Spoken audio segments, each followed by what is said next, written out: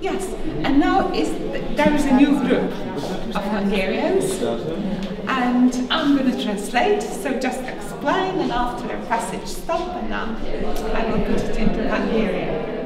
Yes. All right. We have different kinds to fake things. We have now 3 techniques, and you can first try to make papers look older. Yeah?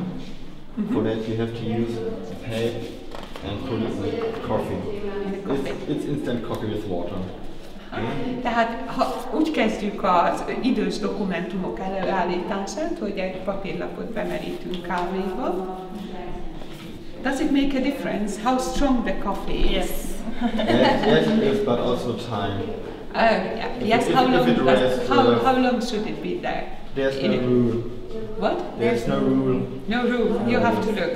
Tehát az, hogy milyen erős a kávé, az fontos. Nagyon erősnek kell lenni. You can dry it and then put it late again, and then it's like it's going to be darker every time. Ha az ember belemeríti, ott tartja néhány óráig, kiszedi, megszállítja, és utána újra belemeríti, akkor lesz ilyen szép márványos a felülete. Tehát ha száraz papír visszakerül a kávéba. És látjátok, hogy az ujjával. So you can even help it getting. You can put some sparkles of coffee, and so you can fake some branding marks or something like that. Égési foltokat lehet utánozni, ha az ember a darált kávét rásimogatja a nehezes papírra. So you can try it if you want. You can megpróbálhatjátok, hogyha szeretnétek. And the way he lays down, it will dry and it will hold. So we got some waves in the paper, if we want to.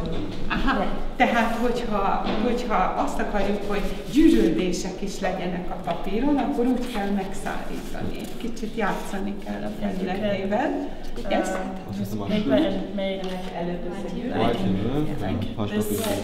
igen. And then you can put it there and then tehát összegyűrjük, aztán a kávészemetkel az előzőleg már kávéba másztatott papírt újra meg. So she's already active, right? You can try to fake some old German writings like Sütterlin. It's a writing from the beginning of the 20th century. What was the word? Sütterlin. Sütterlin. Auf Deutsch ist das auch Sütterlin? Yes. Aha.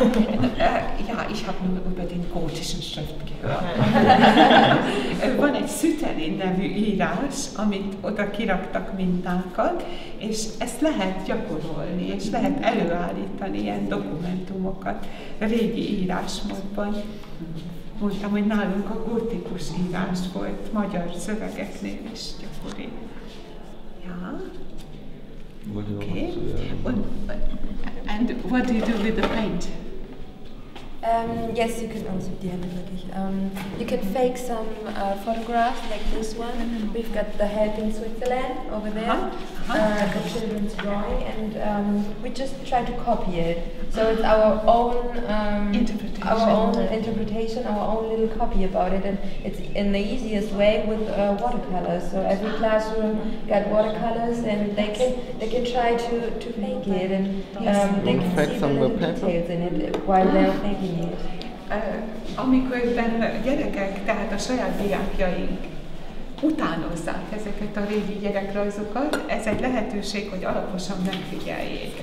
Itt mesélem el, hogy a Momén, a Bakimre volt az első rajztanár, ő volt a tanszékvezető 6 évig, és ragaszkodott hozzá, hogy nagyban, és ha tudtuk, akkor vászonra másoljanak a hallgatók, a leendő rajztanárok. Úgy éreztem, hogy akkor fogják megismerni a történeti stílusokat.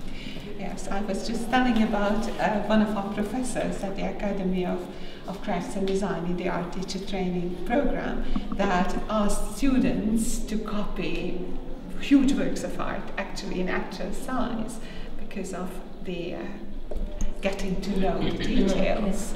Quality, to observe the detail. And the professor who did it is a Hungarian constructivist painter, a hugely modern abstractionist painter.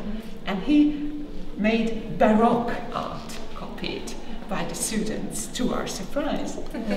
So, igen, és nagyon meg is voltak lepve a diákok, ma azt várták, hogy a papírnéven konstruktivizmus lesz festve.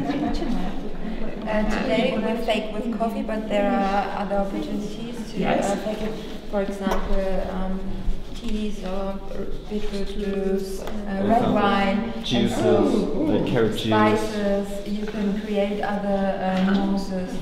Gyerekek, innen vegyétek el a lapokat, ami rajta van, hogy milyen levekkel lehet kísérletezni. Például céklalé, tea, a különböző mindenkinek jut, és a különböző levek borzasztó jók a kísérletezésre.